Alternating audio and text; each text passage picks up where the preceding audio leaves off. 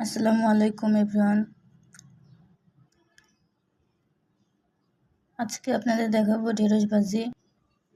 ফার্স্টে ঢেঁড়সগুলো আমি কেটে নিব। আমার ঢেঁড়স কাটা শেষ।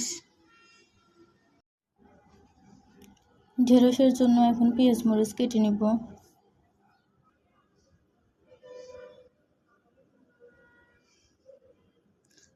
আমার পেঁয়াজ মরিচ কাটা শেষ।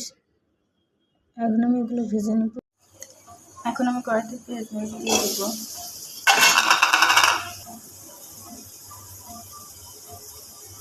তেল দিয়ে দিব।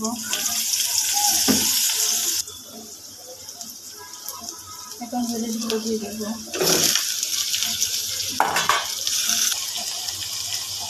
আমার ঢেঁড়স ভাজা কমপ্লিট।